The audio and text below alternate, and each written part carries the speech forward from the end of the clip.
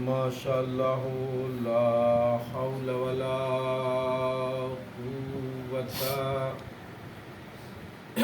الا باللہ العلی العظیم.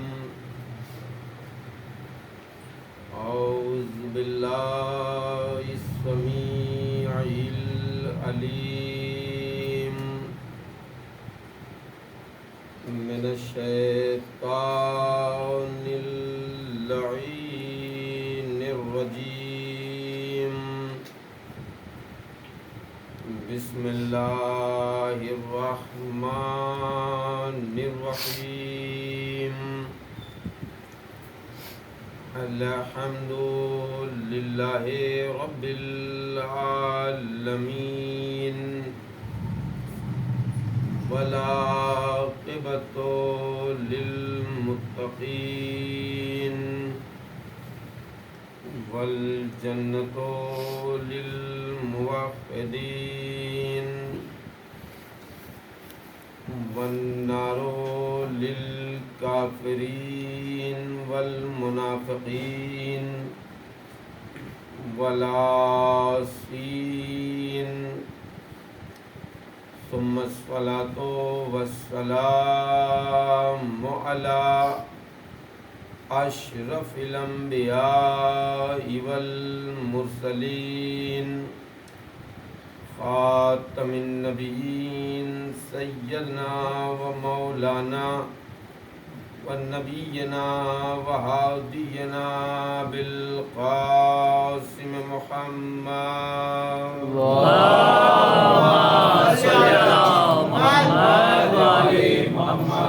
وعلى أهل بيته الطيبين الطاهرين المعصومين من الآن إلى قيام يوم الدين. أما بعد فقد قال سبحانه تبارك وتعالى في القرآن المجيد وفرقانه الحميد وهو أصدق الصادقين وقوله الحق. بسم الله الرحمن الرحيم. إن الدين عند الله الإسلام. اللهم صل على محمد وآل محمد. محترم اور معزز سامعین،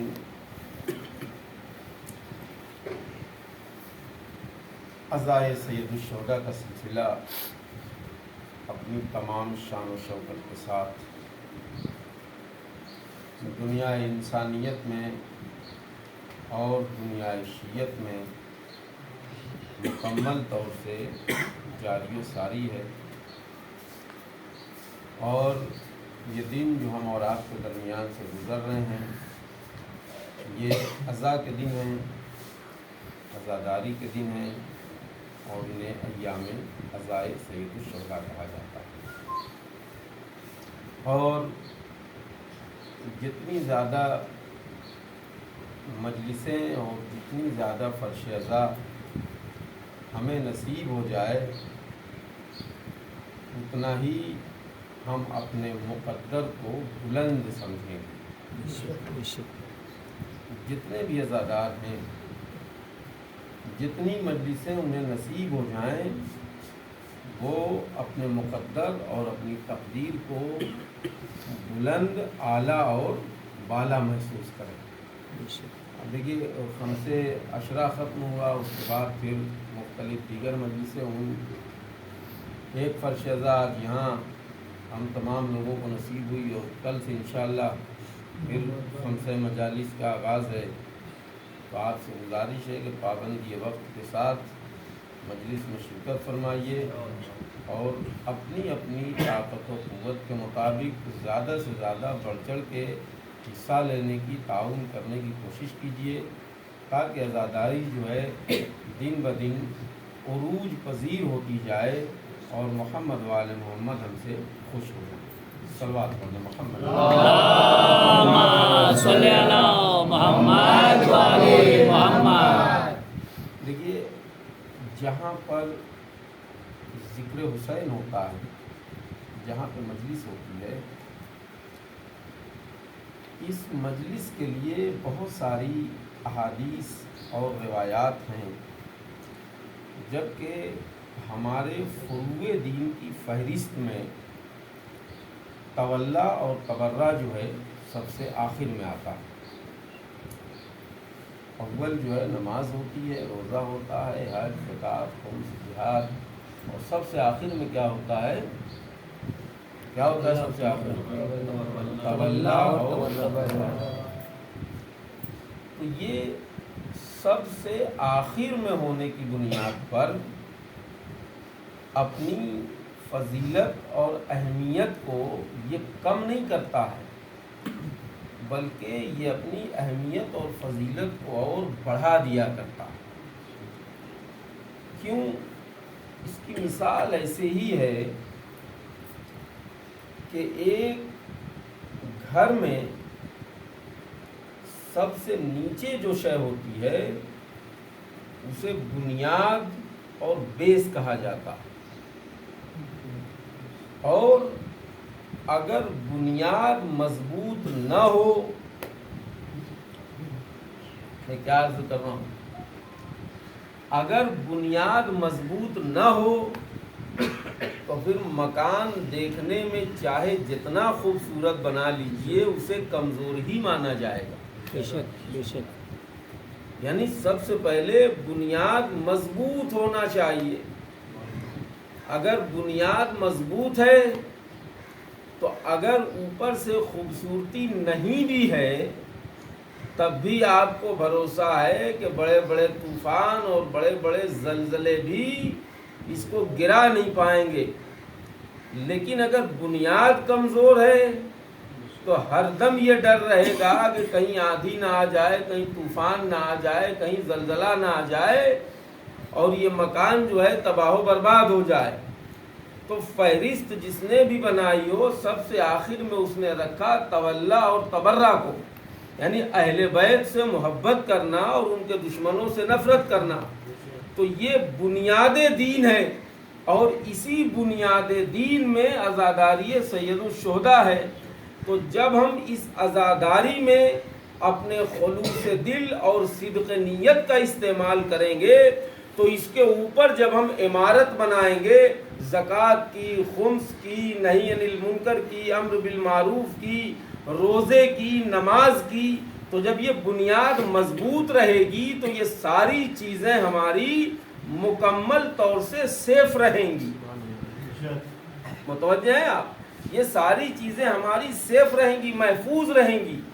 لیکن اگر یہ کمزور ہو گئی تو پھر یہ ساری چیزیں جو ہے مکمل طور سے محفوظ نہیں رہ سکتی۔ تو یہ فہرست ہمارے دین اسلام کی اور فروع دین کی جو بنائی گئی ہے، اس میں اول نماز کو رکھا گیا ہے۔ صادق بھائی متوجہ رہیے گا، اول نماز کو رکھا گیا اور سب سے آخر میں رکھا گیا تولا اور تبرہ کو، یعنی مجلس نہ کرنا ایسا ہی ہے جیسے آپ ایسے مکان میں رہ رہے ہیں جس کی بنیادیں بہت کمزور ہیں، وہ کبھی بھی گر جائے گا۔ اور نماز نہ پڑھنا، نماز کو ہلکا سمجھنا، نماز کو چھوڑنا ایسا ہے گویا آپ ایسے مکان میں رہ رہے ہیں جس کی چھت ہی نہیں ہے۔ بھائی نماز کو ہلکا سمجھنا، کمتر سمجھنا، یہ ایسے مکان میں آپ ہیں جس کی چھت ہی نہیں ہے۔ آپ کو دھوپ کی تپش بھی لگے گی، گرم ہواؤں کا جھونکا بھی لگے گا، آپ کو سردیاں بھی برداشت کرنی پڑیں گی۔ اس کا مطلب یہ ہے کہ مکمل عمارت وہی ہوتی ہے جو پہلے نماز سے شروع ہو کے تولا اور تبرع سبحان اللہ سبحان اللہ واہ واہ واہ واہ بھائی صلوات پڑھیں محمد وعلی اللہم صلی علی محمد وعلی محمد. کیوں؟ عبادت الوہیت، اللہ کی عبادت، یہ کچھ نہیں تھا، کچھ نہیں تھا، نہ زمین، نہ ہوا، نہ چاند، نہ سورج، نہ دریا، نہ درخت، نہ پہاڑ، نہ سمندر، کچھ نہیں تھا مگر اللہ کا وجود تھا. بے شک بے شک. تو اس نے یہ سوچا، اس نے یہ چاہا، اس کی یہ خواہش ہوئی. وہ حدیث قدسی میں کہتا ہے میں نے چاہا کہ میں پہچانا جاؤں. تو جب اس نے چاہا کہ میں پہچانا جاؤں تو اس نے پہلا عمل کیا کیا؟ اس نے اپنے نور سے محمد کے نور کو پیدا کیا. واہ واہ واہ. دیکھیے جب اس نے چاہا کہ میں پہچانا جاؤں سبحان اللہ. تو اس نے اپنے نور سے محمد کے نور کو پیدا کیا. اب آپ بتائیے کہ نور محمد کی خلقت کا سبب کیا ہوا؟ دیکھیے بڑی قیمتی بات ہے، وہبہ سے زیادہ اپنے سینوں میں محفوظ کیجئے. اللہ نے کہا، حدیث قدسی ہے، پوری دنیا کے مورخ کسی بھی فرقے کے ہوں سب مانتے ہیں. اس نے کہا کہ میں نے چاہا کہ میں پہچانا جاؤں تو میں نے اپنے نور سے محمد کے نور کو پیدا کیا. اب محمد کے نور کی خلقت کا سبب کیا ہوا؟ یہی تو سبب ہوا کہ اللہ پہچانا جائے. سبحان اللہ سبحان اللہ. بھائی سبب یہی بنانا کہ اللہ پہچانا جائے، اور اسی نور سے علی کے نور کو پیدا کیا. اب اسی نور سے یہ 14 نور اللہ نے بنائے، 14 نور پیدا کیے. ان 14 نوروں کی خلقت کا سبب یہ ہے کہ اللہ پہچانا جائے. سبحان اللہ سبحان اللہ. واہ واہ واہ واہ واہ. نعرہ تکبیر، اللہ اکبر. نعرہ تکبیر، اللہ اکبر. نعرہ رسالت، یا رسول اللہ. نعرہ رسالت، یا رسول اللہ. نعرہ حیدری، یا علی. نعرہ حیدری، یا علی. نعرہ صلوات. اللہم صلی علی محمد وعلی محمد. یہ نور جو اللہ نے پیدا کیے اس کا مقصد کیا ہے؟ اللہ کی معرفت. تبھی تو اللہ نے پیدا کیا. پوری دنیا مخلوق ہے اور اللہ خالق ہے. بے شک بے شک. اس نے یہ نور پیدا کیے کہ میں پہچانا جاؤں. جب اس نے نور پیدا کیا کہ میں پہچانا جاؤں تو ان انوار چہاردہ معصومین کا کمال یہ تھا کہ جب کوئی رسول کے چہرے کو دیکھتا تھا تو اسے اللہ یاد آتا تھا. سبحان اللہ سبحان اللہ. واہ واہ واہ. جب علی کے نور کو دیکھتا تھا تو اسے اللہ یاد آتا تھا، کیونکہ ان کی خلقت کا مقصد یہی تھا. اب جتنے علماء اور مجتہدین ان اہل بیت کی سچی سیرت پہ چل رہے ہیں ان کے چہرے کا بھی کمال یہ ہوتا ہے کہ جب آپ علماء کو دیکھیں گے تو اہل بیت اور اللہ دونوں یاد آئیں گے. واہ واہ واہ واہ. بے شک بے شک.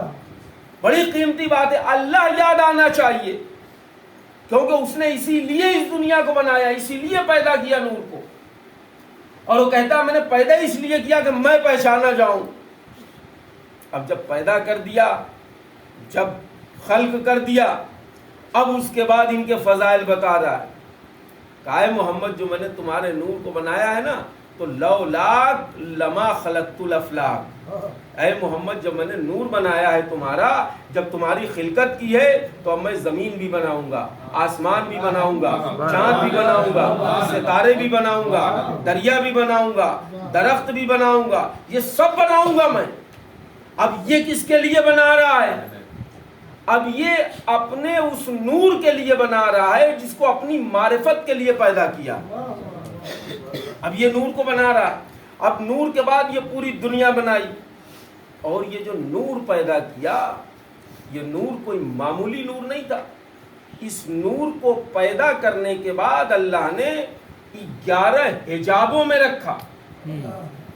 ایک حجاب میں رکھا 12,000 سال، ایک میں رکھا 11,000 سال، ایک میں رکھا 10,000 سال. اس طرح سے آیا 1,000 سال تک. ان سارے حجابوں میں نور کو رکھا. حجاب رحمت، حجاب شجاعت، حجاب منزلت، حجاب عفت، حجاب عصمت، ان سارے حجابوں میں 11 حجابوں میں اس نور کو رکھا. تو جب اس نور کو اللہ نے حجابوں میں رکھا تو یہ نور خاموش نہیں رہا. کسی حجاب میں سبحان رب العلی و بحمدہ، کسی حجاب میں سبحان رب العظیم و بحمدہ، کسی حجاب میں سبوح قدوس، کسی حجاب میں سبحان اللہ والحمد للہ، کسی حجاب میں یا اللہ انت عالم الغیب والسماوات، کسی حجاب میں یا اللہ انت ذوالجلال والاکرام. جب اس کو کاؤنٹنگ کیا تو معلوم ہوا 14,99,000 سال تک یہ نور حجابوں سے گزرتا رہا، اللہ کی تسبیح کرتا رہا، اللہ کی تسبیح کرتا رہا. 1,14,000 سال تک یہ نور حجاب میں رہا، اللہ کی تسبیح کرتا رہا، اللہ کی تعریف کرتا رہا، اللہ کی تعریف کرتا رہا. تب اسے محمد کا درجہ دے کے اللہ نے زمین پہ بھیجا. یعنی محمد اسے کہتے ہیں جب 1,00,000 کم سے کم جب 1,14,000 سال تک کوئی نور اللہ کا سجدہ کرتا ہے تب جا کے محمد بنتا ہے. مسلمانوں کو ایک سجدہ کرنے کی تمیز نہیں آئی، کہا محمد پڑھے محمد وآل محمد.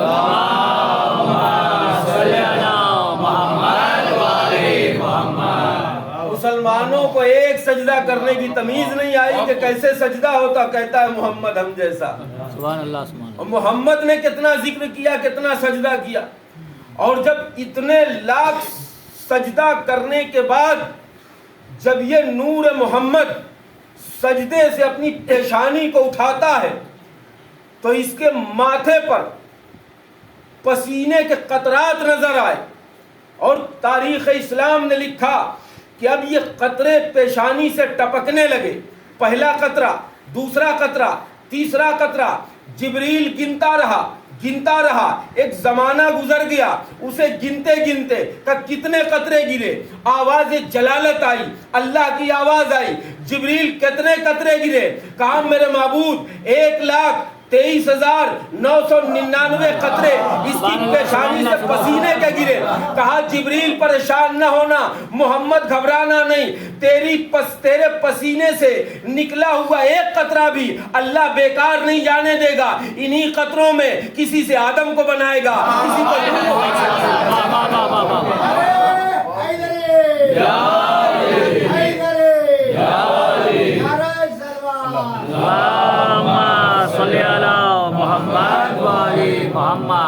تو جتنے قطرے رسول کی پیشانی سے پسینے کے گرے، ہر قطرے سے اللہ نے ایک نبی بنایا اور اس نبی کو سردار الانبیاء بنایا. یہ سب کا سردار ہے. تو اللہ نے کہا وَمَا أَرْسَلْنَاكَ إِلَّا رَحْمَةً لِّلْعَالَمِينَ. میں نے رسول کو جو بھیجا ہے تو اس کو عالمین کے لیے رحمت بنا کے بھیجا ہے. اور اللہ جسے رحمت بنا کے بھیجے وہ کائنات میں کسی کے لیے زحمت نہیں بن سکتا. ایک صلوات پڑھ دیں محمد وآل محمد.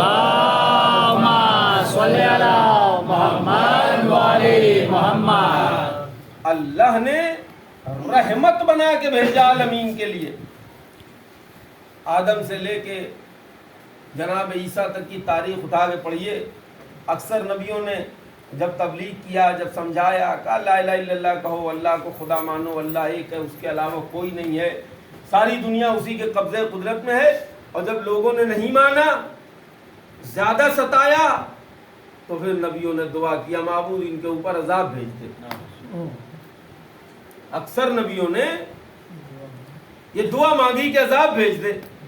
اور چونکہ اللہ نے نبوت کا درجہ دیا ہے اس لیے اب نبی کہہ رہا ہے معبود عذاب بھیج دے تو عذاب آئے گا. بہت عذاب آیا، چیٹیوں کا عذاب آیا، زلزلے کا عذاب آیا، قحط کا عذاب آیا، طوفان کا عذاب آیا، سیلاب کا عذاب آیا. یہ سب عذاب ہی تو ہے. جب نبی کی بات نہیں مانتے تھے، جب نبی یہ کہا جائے تھک جاتا تھا تو کہتا تھا عذاب بھیج دے، عذاب آ جاتا تھا. لیکن کائنات میں صرف ایک ہی نبی ہے جس نے اپنی زندگی میں کبھی امت کے لیے عذاب نہیں مانگا. دیکھیے رسول نے کبھی عذاب نہیں مانگا جبکہ دوسرے نبیوں سے زیادہ زحمتیں رسول نے اٹھائیں مگر کبھی عذاب نہیں مانگا. آپ نے دیکھا پوری قوم تو چھوڑیے, ایک بڑھیا تھی روز کوڑا پھینکا کرتی تھی, نبی کا اتنا مرتبہ بلند تھا, خالی انگلیوں سے یوں اشارہ کر دیتے تو وہیں پہ گر کے ہلاک ہو جاتی, لیکن نبی نے عذاب نہیں مانگا معبود اسے ہلاک کر دے. کیوں صادق بھائی؟ کبھی نہیں کہا, آپ تو مدینے میں گئے ہیں, کبھی نہیں کہا کہ اسے ہلاک کر دے, یہ نہیں کہا کہ اسے مار دے, کبھی بد دعا نہیں کی. اب ایک وقت آیا کہ وہ کوڑا گرنا بند ہو گیا. ہم قسم خدا کی سیرت اہل بیت ہمارے لیے نمونے عمل ہے. ہم کبھی اپنے اوپر اس چیز کو رکھ کے دیکھیں کہ ہمیں کسی نے ڈانٹ دیا, ہمیں کسی نے ٹوک دیا, ہم سے کسی نے کوئی کام کہہ دیا, پہلی ہی بار کہنے میں ہم تو بڑک گئے, دیکھ نہیں رہے مولانا ہے, اتنے بڑے مجھ سے کام کہہ رہے ہو, تم دیکھ نہیں رہے ہو کہ میں جو ہے وہ اتنا کام کرتا ہوں, مجھ سے کام بتا رہے. سمجھ لے, دیکھ کوڑا پھینکنا تو بہت بڑی بات ہو گئی, وہ تو جان بوجھ کے پھینکتی تھی. ہم تو اگر دھوکے میں چائے کا کپ پھینک رہے ہوں, ڈسپوزل پھینکنے میں کسی کے اوپر چھینٹ آ جائے تو وہ لڑنے کے لیے کھڑا ہو جاتا ہے. دھوکے میں جان بوجھ کے بھی نہیں کیا ہم نے, آپ کو دکھائی نہیں دیتا. اور وہاں آپ کو معلوم ہے چھٹے امام حضرت امام جعفر صادق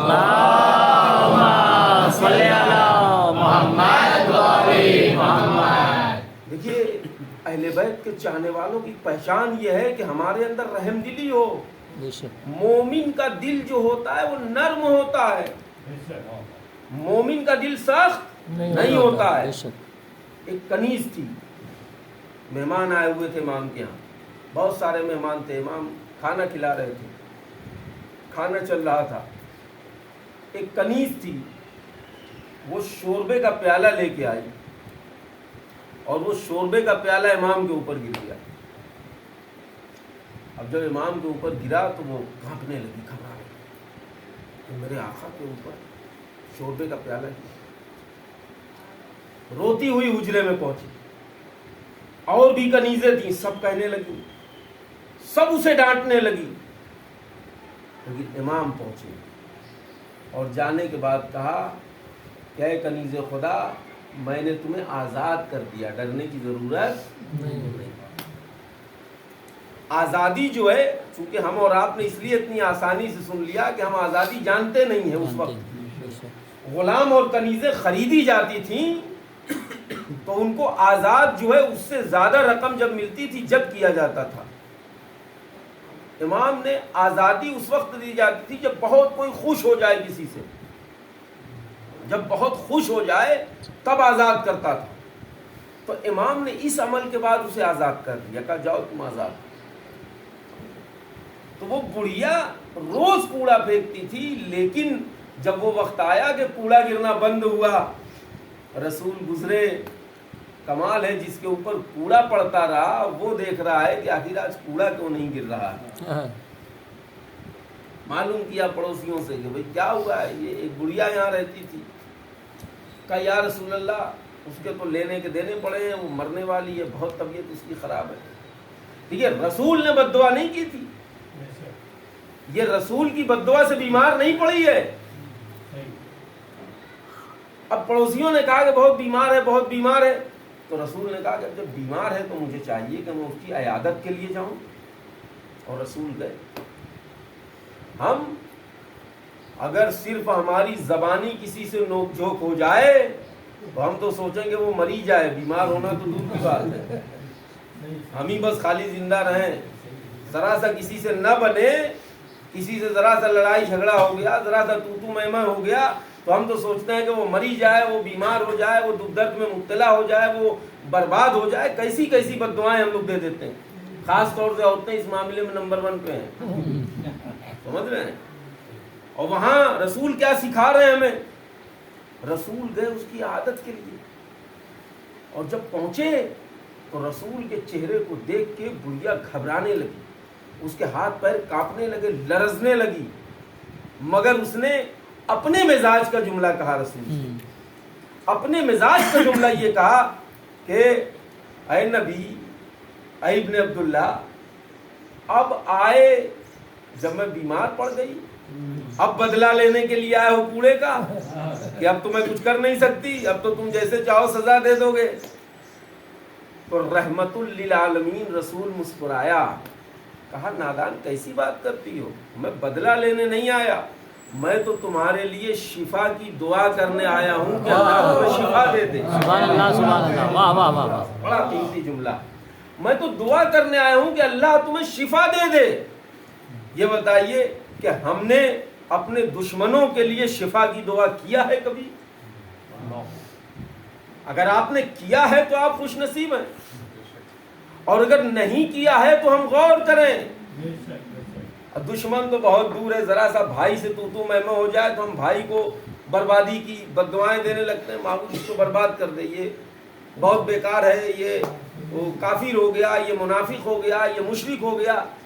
سارے دین اسلام کو عہدے ہم ہی بانٹ دیتے ہیں دوسرے کو، تو وہ کافر بھی ہو گیا، وہ مومن بھی نہیں ہے، وہ منافق بھی ہو گیا۔ مطلب ہم اتنے بڑے عالم بن جاتے ہیں کہ ہم کسی کو کافر اور مومن اور منافق اور مشرک ہونے کی ڈگری دینے لگتے ہیں، سمجھ گئے آپ؟ تو یہ ہمارے لیے مقام غور ہے، یہ ہمارے لیے سیکھنے کا مقام ہے۔ سرکار دو عالم نے کہا میں تمہارے لیے شفا کی دعا کرنے آیا ہوں، میں اس لیے آیا ہوں کہ میں دعا کر دوں کہ تم ٹھیک ہو جاؤ، میں اس لیے آیا ہوں کہ تمہارے حالات دریافت کروں۔ اب بتاؤ اگر میرے لائق کوئی کام ہو، اگر مجھ سے کچھ چاہیے تو بتاؤ تاکہ وہ میں تمہیں عنایت کر دوں۔ اللہ کو جس نے 10 سے 12 13 17 دن کی روایتیں ہیں، اتنے دنوں تک جس نے کوڑا ڈالا ہو رسول کے اوپر، وہ رسول بڑھیا سے کہہ رہا ہے اگر مجھ سے کچھ چاہیے تو بتاؤ میں تمہیں دے دوں۔ اور آج کا زمانہ ایسا ہے کہ ہم اپنے دوست سے رو کے مانگتے ہیں کہ بھیا یہ حالات ہو گئے ذرا کچھ دے دو، تو وہ کہتا ہے کہ آپ دوستی کب ہے میرے، سمجھ گئے آپ؟ اور یہی ہمدردی ہمیں اسلام سکھا رہا ہے کہ رسول نے کہا تمہیں جو چاہیے بتاؤ میں تمہیں دینے کے لیے تیار ہوں۔ اس نے مانگا کچھ نہیں، مگر اس کے عقل کا کمال تھا، وہ کہنے لگی اے ابن عبداللہ، جب تم اتنے اچھے ہو، تمہارا کردار اتنا اچھا ہے، تمہارا مزاج اتنا اچھا ہے، تو اے نبی اللہ مجھے بھی کلمہ پڑھاؤ، میں بھی مسلمان ہونا چاہتا ہوں۔ سبحان اللہ سبحان اللہ۔ لوگ کہتے رہے کہ اسلام تلوار سے پھیلا، لیکن بڑھیا کا کردار بڑھ کے کہہ رہا ہے کہ اسلام محمدی تلوار سے نہیں رسول کے کردار سے پھیلا۔ صلوات پڑھ دیں محمد وعلی اللہم صلی علی محمد وعلی محمد۔ یہ اسلام جو ہے وہ کردار سے پھیلا، ہمارا کردار ایسا ہونا چاہیے، ہمارا اخلاق ایسا ہونا چاہیے۔ لیکن میرے عزیزو، قسم خدا کی دین اسلام نے اس کردار کو پیش کیا ہے کہ اگر آج ہم مکمل طور سے وہ کردار اپنا لیں تو ہماری زندگی میں ایک انقلاب آ جائے، یقیناً آ جائے گا۔ ایسے ایسے لوگ گزرے ہیں واقعاً غیب کی باتوں کو بتا دیتے تھے۔ ہم اور آپ تو ہندوستان میں ہیں، اللہ جانے کتنا نجس کھاتے ہیں، کتنا پاک کھاتے ہیں، سمجھ رہے ہیں، لیکن کم از کم ہم اتنا تو کریں جتنا ہم کر سکتے ہیں۔ اتنا تو ہماری ذمہ داری ہے نا کہ ہم کریں جتنا ہم کر سکتے ہیں۔ تو اللہ نے کہا کہ مجھے یہی دین پسند ہے۔ کون سا دین؟ جو دین ایسا ہے کہ رسول کے چہرے کو دیکھ کے، رسول کے اخلاق کو دیکھ کے، رسول کے کردار کو دیکھ کے لوگ کہتے ہیں یا رسول اللہ ہمیں کلمہ پڑھا۔ اور یہ جان لیجئے کہ کلمہ پڑھنے کے بعد اب آپ کے اوپر یہ واجب ہو گیا کہ آپ دین اسلام اور شریعت کے قانون کو فالو کریں۔ دیکھیے رسول کے زمانے میں بھی صرف نام کا کلمہ اور زبان سے کلمہ پڑھنے والوں کی تعداد بہت تھی، لیکن وہ کلمہ پڑھنے والے جو حقیقت میں کلمہ گو تھے، جنہوں نے دل کی گہرائیوں سے کلمہ پڑھا تھا، تو تاریخ نے بڑھ کے کہا کہ ایسے لوگ تو بڑے مختصر ملے، جب ہم نے ڈھونڈا تو کہیں سلمان ملے، کہیں ابو ذر ملے، کہیں بلال ملے، کہیں، اور ایسے لوگ بھی تھے جنہوں نے صرف زبان سے کلمہ پڑھا تھا، تو وہ تو رسول کے پاس آ کے جب بیٹھتے تھے تو کہتے تھے یا رسول آپ بہت اچھے ہیں، اور جب ادھر جاتے تھے تو کہتے رسول بہت برے ہیں، آپ بہت اچھے ہیں. سمجھ رہے ہیں؟ وہ بھی مسلمان کہے جا، وہ بھی مسلمان. اب یہ اپنے اپنے ظرف کی بات تھی کہ ہم نے ان کو چادر کے اندر بھی پہچان لیا. سبحان اللہ سبحان اللہ. بھائی وہ جو اسلام کی نقاب، اسلام کی چادر اوڑھ کے آئے تھے، ہم نے اس چادر میں بھی پہچان لیا، اور جب ہم نے پہچان لیا تو وہ ہمارے دشمن ہو گئے. ایک جنگ کے بعد رسول کو ایک راستے سے گزرنا تھا، تو جب کسی طرح رسول کے اوپر یہ دشمنان دین کامیاب نہیں ہوئے تو اس راستے پہ ان لوگوں نے پہرا بٹھایا کہ آج رسول کو قتل کر دیا جائے گا، اور جیسے ہی رسول قتل ہوں گے ساری حکومت اور سارا اسلام تو ہمارے گھر میں آ جائے گا. انہوں نے رسول کے راستے پر پہرا بٹھایا، اور یہ سارے کے سارے منافق، یہ پہچاننا آپ کا کام ہے، یہ سارے منافق انہوں نے کھائی بنائی اور کھائی کے اوپر پیال گھاس بھوس ڈال دیے کہ جب رسول ادھر سے گزریں گے تو راستہ یہی ہے، رسول اونٹنی پہ بیٹھے ہوئے ہیں، جیسے ہی اونٹنی کا پیر گڈھے میں جائے گا تو وہاں پہ رسول گر جائیں گے، اور گریں گے تو ہم بڑھ کے فوراً قتل کر دیں گے. اب صاحب یہ لوگ یہ پہرا بٹھانے کے بعد ایک کنارے بیٹھے ہوئے ہیں اور پورے چہرے کو انہوں نے باندھ کے رکھا ہے، صرف ان کی آنکھیں دکھ رہی تھی، صرف آنکھیں دکھ رہی. اب رسول جب آنے والے تھے تو جبریل وہاں پہنچنے سے پہلے آ گیا رسول کے پاس، کہا یا رسول اللہ، اللہ نے آپ کو سلام بھیجا ہے اور بتایا ہے کہ آپ ادھر سے نہیں، آپ ادھر سے جائیے. اللہ نے پیغام بھیجا کہ ادھر سے نہیں، ادھر سے جائیے. اچھا ادھر ہی تو وہ چہرہ باندھ کے سب کھڑے ہوئے ہیں لیکن دکھائی نہیں دے رہے ہیں، رات ہے، اندھیرا ہے. اب جب رسول ادھر سے چلے تو رسول کے ساتھ جتنے اصحاب تھے سب نے دیکھا کہ ایک مرتبہ بجلی کڑکی، اور وہ ایسی بجلی کڑکی کہ یہ سارے جو بدھے ہوئے چہرے تھے یہ سب بدھے ہوئے دکھائی دینے لگے. سبحان اللہ سبحان اللہ. واہ واہ واہ. اب سارے اصحاب نے دیکھا کہ کچھ لوگ ہیں جو تلوار لیے ہوئے، چہرے پہ ڈھاٹا باندھے ہوئے، اتنا پردہ کیا ہے جتنا عورتیں بھی نہیں کرتی، اور یہ کھڑے ہوئے ہیں. اور اس کے بعد سب پوچھنے یا رسول اللہ یہ کون لوگ ہیں، یا رسول اللہ یہ کون لوگ ہیں. اب دیکھیے رسول بتا نہیں رہے کون لوگ ہیں، اب کیسے بتائیں اتنے قریب والوں کے نام، اب اتنے قریبی لوگوں کے نام رسول بتائیں کیسے. اچھا رسول کے علاوہ کوئی پہچان بھی نہیں پائے گا کہ یہ ہیں کون لوگ. اب رسول نے حذیفہ یمانی کو بلایا. حذیفہ یمانی ایک رسول کے صحابی تھے جو رسول کے رازدار تھے. رسول اس صحابی سے اپنے راز و نیاز کی باتیں کرتے تھے. تو حذیفہ یمانی کو رسول نے وہ فہرست بتا دی، کہا دیکھو یہ فلاں فلاں فلاں، پورے نام جو ہے حذیفہ یمانی کو بتا دیے. اب کیا ہوا، حذیفہ یمانی سے کہا کہ حذیفہ دیکھو میں نام تمہیں بتا تو رہا ہوں مگر مدینے میں کسی کو بتانا نہیں، اس کو چھپا کے رکھنا، یہ راز ہے. اب حذیفہ یمانی کسی کو بتاتے نہیں، سب کو یہ معلوم ہو گیا کہ حذیفہ سے چاہے جتنا پوچھیں نبی کے رازدار ہے وہ بتائیں گے نہیں. جب حذیفہ نے کسی صورت سے نہ بتایا تو ایک مرتبہ ایک ہونے والا بادشاہ حذیفہ یمانی کے پاس پہنچا، ہاتھوں کو جوڑ کے کہتا ہے حذیفہ جو فہرست رسول نے تمہیں بتائی اس میں میرا نام تو نہیں لکھا ہوا ہے. بڑا عجیب جملہ ہے. وہ کہنے لگا میرا نام تو نہیں ہے. وہ حذیفہ نے غور سے دیکھا کہ جب تمہارا نام نہیں ہے تو پوچھ کیوں رہے ہو؟ سبحان اللہ سبحان اللہ. تمہارا نام نہیں تو پوچھ کیوں رہے ہو؟ تمہارا پوچھنا اس بات کی دلیل ہے کہ چہرہ باندھے ہوئے تم بھی تھے. سبحان اللہ سبحان اللہ. بھائی صلوات پڑھے محمد والے محمد. اللہم صلی علی محمد وعلی محمد. تو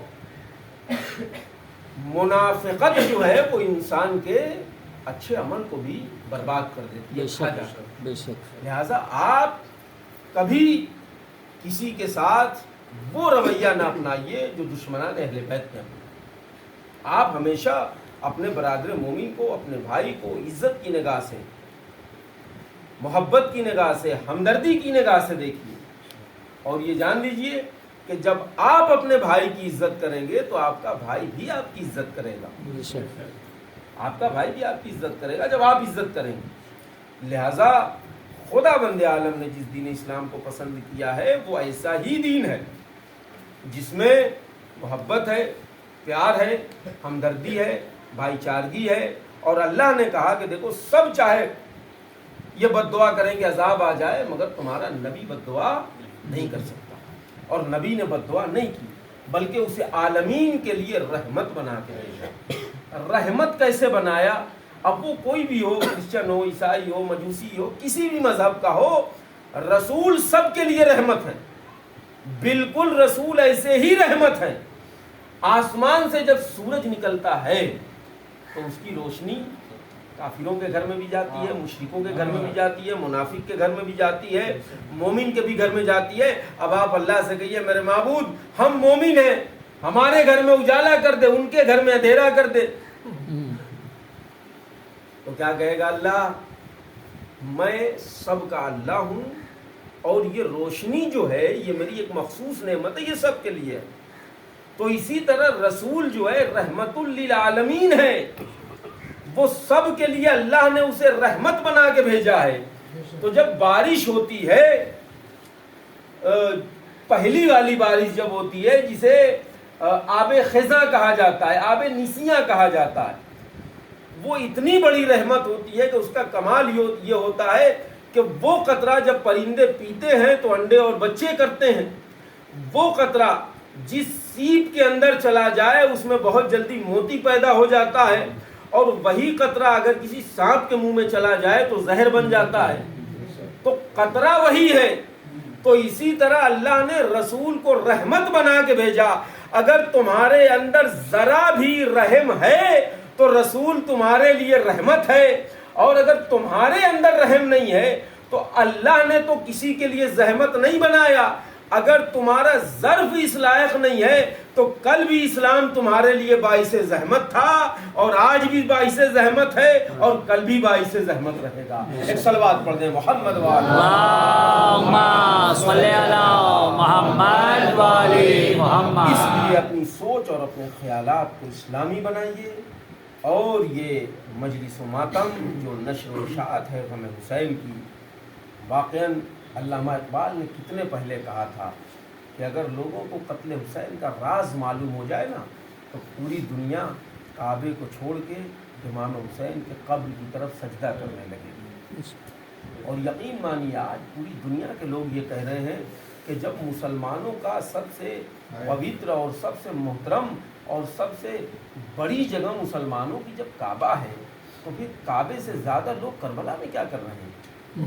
لوگ تعجب کرتے ہیں، کہتے ہیں جب سب سے بڑا گھر، سب سے قیمتی پتھر، سب سے محترم جگہ جب ان کی کعبہ ہے تو ہم یہ دیکھ رہے ہیں کعبے سے زیادہ لوگ کربلا پہنچ رہے ہیں. تو وہ غور و فکر کر رہے ہیں کہ آخر اس کی وجہ کیا ہے، اس کا ریزن کیا ہے، اس کا سبب کیا ہے.